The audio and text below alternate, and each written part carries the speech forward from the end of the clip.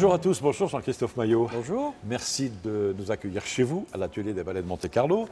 On ne va pas faire la classe, hein. La classe, les danseurs les font tous les jours. On s'y essayera peut-être l'été prochain lors de Fêtes de la danse, mais on en reparlera à ce moment-là. Et ce sera hors caméra. Ils sont en train de travailler, vos danseurs, là. Tous les jours, ils font la classe. Comment va la compagnie? Il n'y a pas de rentrée chez vous, puisqu'on travaille toute l'année. N'empêche qu'une nouvelle saison s'annonce. Comment se porte la compagnie des ballets de Monte-Carlo? Elle se porte très très bien et si, il y a une rentrée puisqu'en fait chaque année est quand même une espèce de nouvelle vie, un nouveau groupe de danseurs, une nouvelle cohérence. Là en l'occurrence, je crois que c'est une année très intéressante, transitoire, parce qu'il y a eu cette période où tous ces danseurs mythiques de la compagnie se sont arrêtés.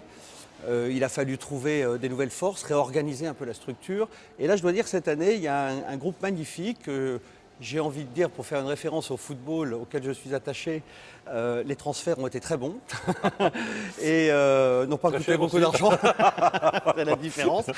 Et voilà, il y a une belle compagnie, bien cohérente, avec beaucoup de jeunes qui sont arrivés, que je trouve formidables. Et je suis personnellement très excité avec cette nouvelle saison-là. Pour une nouvelle aventure, parce que c'est chaque fois une aventure et on est là pour en parler, avec bien sûr des imprévus, 3 imprévus dans le courant de l'année, mais je pense que nos amis téléspectateurs savent déjà de quoi il s'agit. Le premier grand moment, ce sera en décembre, le Monaco Dance Forum, du 10 au 21 décembre, avec plein de spectacles. Ça commencera le 10 à la Salle Garnier avec le Ballet National de Marseille et ICK Amsterdam pour une pièce intitulée Extrémalisme. Oui. Alors ça, je suis très, très content. Je crois que le public monégasque connaît Ennio Greco et Peter Shulton. Je vous avais invité pour faire une création avec nous. Entre-temps, ils ont pris la direction de ce fameux ballet national de Marseille, qui avait été avant sous la direction de Roland Petit. Et je tenais à les faire venir ici pour que le public les voit dans cette nouvelle structure, donner un coup de pouce à cette nouvelle compagnie qui est en train de grandir, et puis qu'il y ait cette relation de suivi entre le travail qu'on avait fait avec eux et celui que vous allez voir, qui sera une pièce assez importante. Ça, c'est rare, ce sont des chorégraphes contemporains qui travaillent avec plus de 30 danseurs, et ça, c'est suffisamment important pour le noter. Ce sera donc en ouverture du Monaco Dance Forum le 10 décembre. Le 11 décembre, spectacle au Théâtre des Variétés, Mon Chichi, par un duo, Wang Ramirez. Elle est d'origine coréenne, née à Francfort, lui est français d'origine espagnole. Oui. Alors ce qui est très intéressant là quand même, c'est de montrer à quel point la danse hip-hop a évolué au fil du temps. On a cru un moment peut-être que c'était quelque chose qui était de l'ordre de la mode, qui une danse très urbaine. On se demandait un peu ce qu'elle pouvait faire dans un théâtre. Et je crois que là, il y a quelque chose qui nous montre qu'il y a beaucoup d'humour, beaucoup de distance. C'est extrêmement charmant, extrêmement frais, sympathique. C'est un spectacle qui, à mon avis, fait du bien et qui est fait avec une grande qualité de structure chorégraphique très différente entre les deux, mais très excitant à regarder, et je pense que le public va y trouver son compte. On n'a pas souvent vu de spectacle de hip-hop ici à Monaco. Non, et on avait fait beaucoup de choses au moment du Monaco Dance Forum, je crois dans les années 2006-2007. Il y avait eu des tentatives, mais c'est vrai que c'était un peu difficile. C'est difficile de prendre une danse urbaine qui tout d'un coup se retrouve dans un contexte fermé d'une scène de théâtre. Là, je crois qu'il y a vraiment une esthétique d'abord qui est intelligente, un vrai travail sur la présentation même du spectacle, et puis une fusion digérée de ce qu'a pu être cette danse hip-hop qui aujourd'hui a trouvé vraiment un vocabulaire qui lui appartient. Voilà, alors dans des endroits différents, donc le premier spectacle c'est Salle Garnier, Mon Chichi, la danse hip-hop, ce sera au Théâtre des Variétés à 16h le 11 décembre, et le 12 décembre à 20h, là vous serez à la salle Prince-Pierre pour une création cette fois Moeder. C'est en fait le deuxième volet d'une trilogie, après Vader, le père, la mère, et après les enfants, Kinderun, de Peeping Tom. Ah oui, alors Peeping Tom, c'est un groupe très étonnant, tenu par un ex-danseur de chez Béjart, mais c'est un type formidable, très théâtral, c'est très engagé, ça secoue un peu le cocotier. Je pense que c'est une pièce qui va interpeller, et j'aime beaucoup, avec Josu Zabala, dans le cadre du Monaco Dance Forum, montrer comme ça au public des formes nouvelles, mais dont on est certain qu'elles ont une qualité indiscutable. Alors ça, vraiment aussi, j'invite à le voir. C'est bien un peu de se surprendre et d'être un petit peu dérangé quand on voit certains spectacles. Alors c'est une des qualités du Monaco Dance Forum, c'est que sans bouger de Monaco, on a l'occasion de voir ce qui se passe de mieux en Europe et dans le monde, dans le monde de la danse. Ce sera le cas encore avec Liquid Loft et Chris Haring, le 13 décembre à la Salle Garnier avec Deep Dish. Oui, et alors ça, j'y tiens parce que Chris Haring est un chorégraphe que j'aime beaucoup, qui est aussi un chorégraphe un peu conceptuel, mais qui aime travailler quand même avec le corps. Et là, il travaille avec Michel Blasi, qui est un artiste formidable, monégasque. Je trouvais intéressant quand même de ramener une pièce et une collaboration avec ce chorégraphe autrichien et Michel Blasi, présenter leur travail. On va le faire un peu en collaboration aussi avec le Nouveau Musée National, qui est intéressé évidemment pour avoir un artiste de cette qualité autour d'eux. Ils présentent ça comme un live chorégraphique film. Oui, c'est vraiment un moment pareil, c'est un moment aussi déconcertant, étrange, c'est une forme différente de spectacle. On se rappelle peut-être le Sacre du Printemps qu'il avait fait avec les ballets de Monte-Carlo, qu'il avait fait que pour les danseurs qui avaient plus de 38 ans. Donc c'est quelqu'un qui aime partir sur des aventures un peu parallèles, différentes, mais toujours quand même dans un contexte théâtral assez structuré, et je pense que ça peut être aussi une belle découverte. Salle Garnier, donc le 13 décembre. Le 14, il y aura un spectacle tous les jours pendant Danse Forum. Absolument. Vous avez intérêt à vous abonner parce que je pense que ça va être très très chaud côté location. Alors le 14 décembre à 20h à la salle Prince-Pierre, une création au CD Love. Par une troupe israélienne, c'est ça? Alors, Sharon Eyal, qui est pour moi une des chorégraphes les plus intéressantes de cette nouvelle génération de chorégraphes israéliennes, qui sont en fait tous issus plus ou moins de cette veine fondamentale que représente Ohad Naharin, ce grand chorégraphe israélien qui non seulement est un grand chorégraphe, mais quelqu'un qui a inventé une technique, cette fameuse technique Gaga. Je précise que cette technique Gaga, pourquoi on dit Gaga? Parce qu'il fait relation au fait que ce sont les premiers mots que balbutie un enfant quand il... Rien à voir avec Lady Gaga. Non, ça n'avait rien à voir avec Lady Gaga. Et c'est formidable parce que cette technique permet aussi à énormément de gens de danser quand on ne sait pas danser. C'est-à-dire qu'il s'adresse beaucoup aussi à un public moins spécialiste de danse. On avait fait venir le spectacle d'Ohad Naharin ici au Monaco Dance Forum qui avait eu beaucoup de succès. Sharon Eyal, c'est vraiment un travail fort. Aussi engagé dans un sens parce que c'est un pays qui, on le sait, est enclavé, souffre à ce rapport à la violence quotidienne. Et il y a quelque chose de très attachant dans le travail de Sharon. Et puis c'est une chorégraphe femme, il faut le signaler, puisqu'il y a toute une polémique en ce moment. Donc venez voir, ça c'est vraiment très étonnant aussi. Avec une musique d'un DJ aussi. Absolument, la musique d'un DJ, et c'est vraiment... ça montre vraiment à quel point la danse aussi aujourd'hui a su absorber à peu près toutes les formes de propositions artistiques, et pas seulement chorégraphiques, musicales, plastiques. C'est ce qu'on aime dans la danse, hein, cette multitude de rencontres, cette mixité artistique que la danse peut proposer. Et puis une création top secrète jusqu'à présent de Jean-Christophe Maillot, les 16, 17, 18 décembre à la salle Garnier. Vous pouvez nous en dire deux mots? Oui, je peux vous en dire deux mots. Ça fait partie de ces fameuses choses. Des fois, on me demande d'où vient l'inspiration. Ça fait 8-10 ans que je réfléchis à une nouvelle manière finalement de concevoir pour moi mon écriture chorégraphique en ayant une relation différente de celle que j'ai eue jusqu'à aujourd'hui avec la musique. La musique est un moteur fondamental pour moi quand je crée. Tous mes pas chorégraphiques sont toujours issus de ce que la musique me suggère. Mais je me suis aperçu que souvent, ça devenait peut-être presque un handicap parce que la musique était tellement liée à mon écriture chorégraphique que deux fois elle devenait redondante l'une avec l'autre. Et j'ai découvert cette forme de pensée en étant... alors c'est très accidentel, hein, j'étais dans mon bureau, j'ai une caméra qui donne dans les studios qui me permet de voir quand les répétitions et que moi je suis occupé d'un point de vue administratif. Et il y avait un de mes ballets qui s'appelait Opus 40 qui passait, mais j'écoutais une autre œuvre musicale en même temps. Et l'association de cette musique dissociée de l'image et en tout cas de sa cohérence par rapport à l'écriture provoquait quelque chose de très étonnant. Et en fait là, je me suis rendu compte qu'entre 2000 et 2016, j'ai créé 3 pièces qui a priori n'ont rien à voir les unes avec les autres et qui pourtant sont totalement reliées.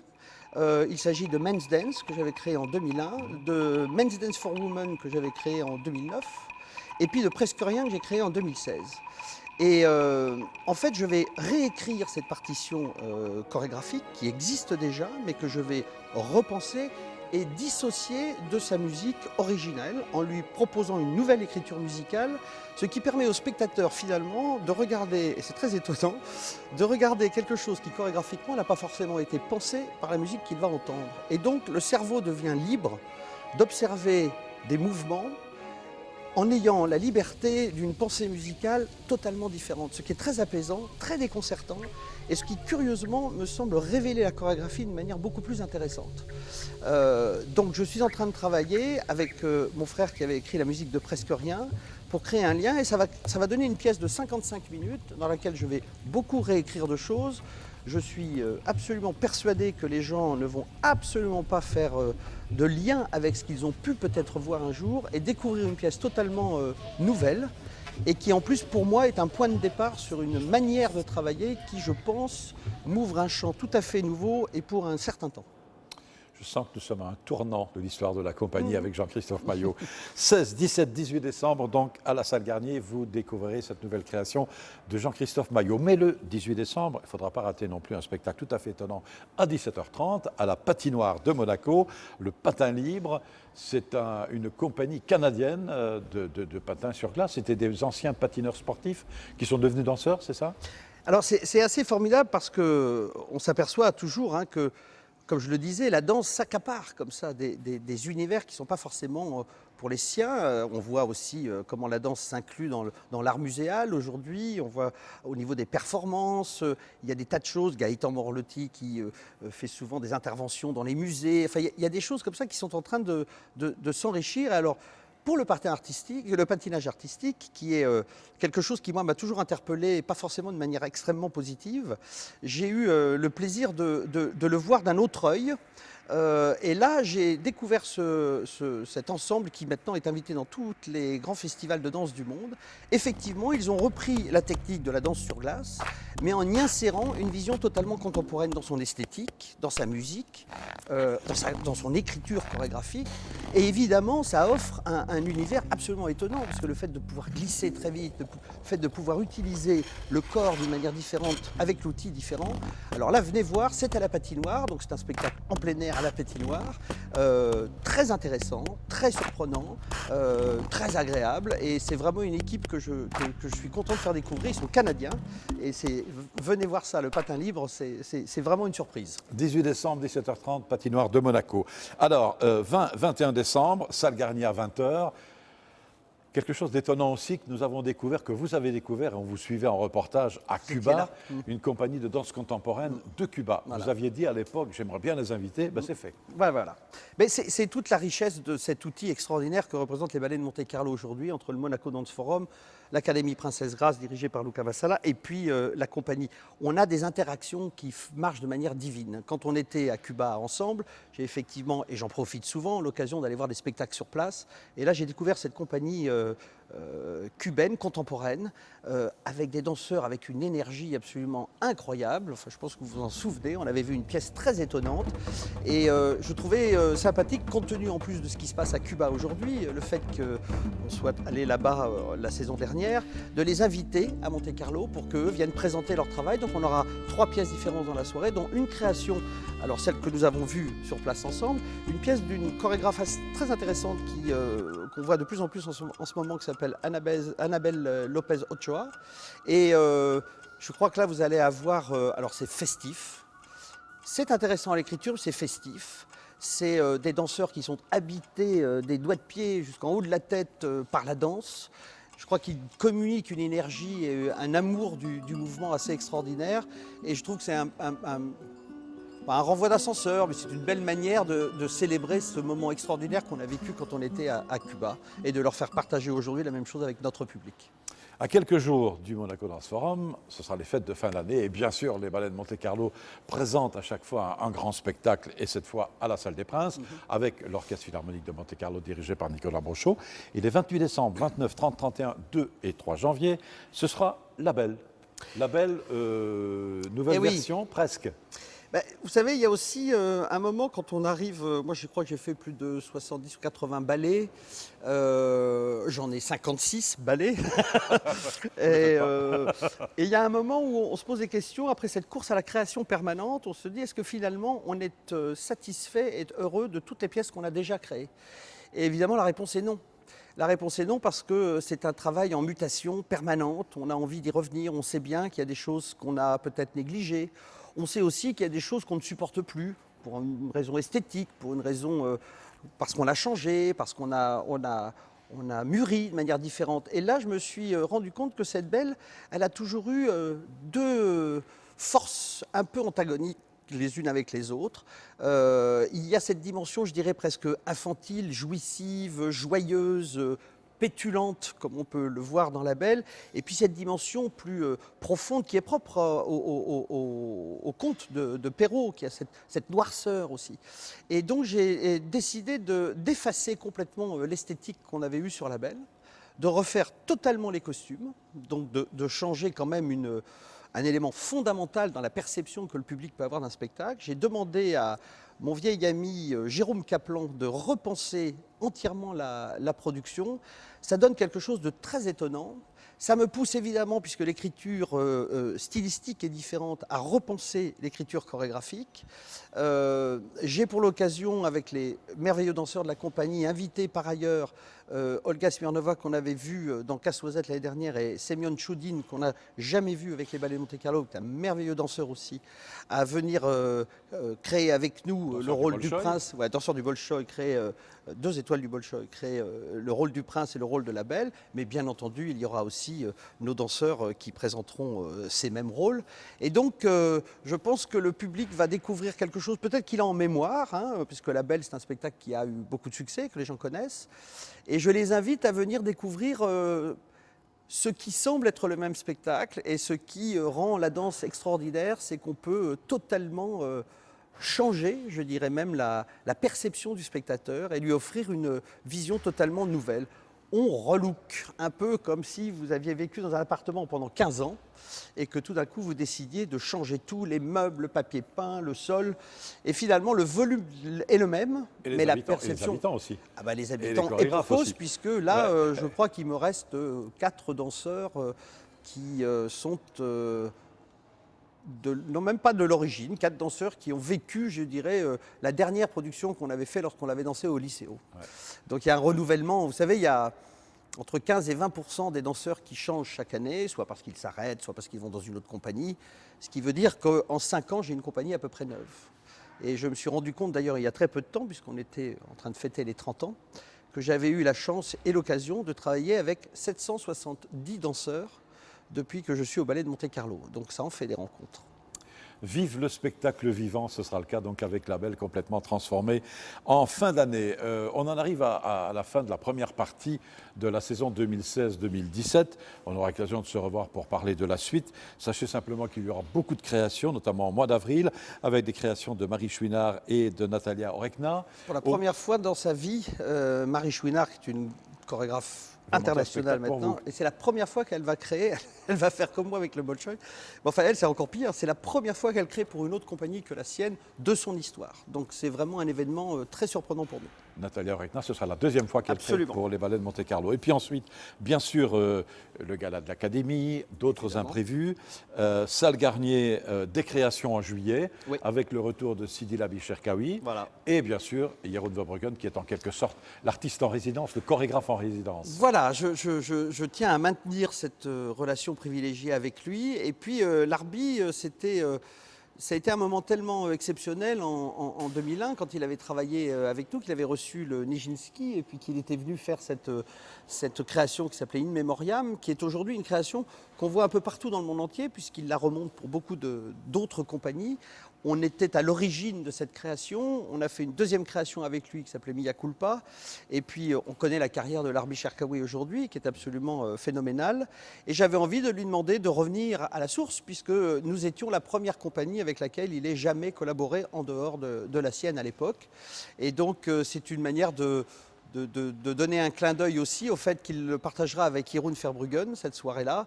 Jeroen étant un peu cette nouvelle génération de chorégraphes, et ce qui toujours pour moi cette préoccupation permanente de passage de relais, de transmission, de savoir, de patrimoine, et d'offrir la possibilité au public aussi, au fil du temps, de retrouver des individus avec qui ils ont eu une relation importante à un certain moment. Et puis en juillet, du 1er au 2 juillet, 8 heures, pendant la nuit, la soirée et la nuit, la fête de la danse, fête accent circonflexe et fête du verbe faire. Là, vous allez non seulement danser, vos danseurs vont danser, mais vous allez essayer de faire danser le public et ça va être extraordinaire. On pourra en reparler longuement un petit peu plus tard, mais ça sera un Absolument. événement unique, une première en tout cas à Monaco. Ce sera une première à Monaco et le principe est simple, hein. C'est au-delà même du fait de dire que les danseurs vont danser, non, c'est même plus que ça. C'est avant tout inviter tous les gens qui le souhaitent à venir danser et que tout sera fait pour que tout le monde puisse danser. On aura l'occasion de danser des danses de salon, mais on pourra aussi faire du bal musette, on pourra faire de la valse, on pourra faire de la danse africaine, on pourra faire du tango, on pourra simplement marathon de la danser. danse aussi. Il y aura un marathon de la danse, il y aura une grande barre géante qui permettront, je l'espère, à 4 ou 5 000 personnes de se chauffer avec tout le monde.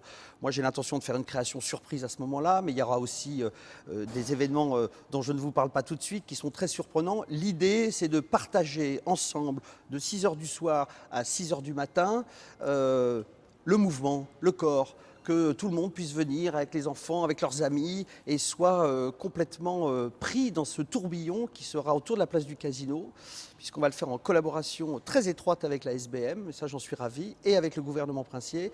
Et je pense que ce sera une fête assez exceptionnelle dont je peux croire même d'ailleurs qu'elle puisse par la suite perdurer. Merci Jean-Christophe Maillot, merci de toutes ces informations et vive le spectacle vivant encore. Et quoi qu'il en soit, avant la fête de la danse, c'est bon pour la santé.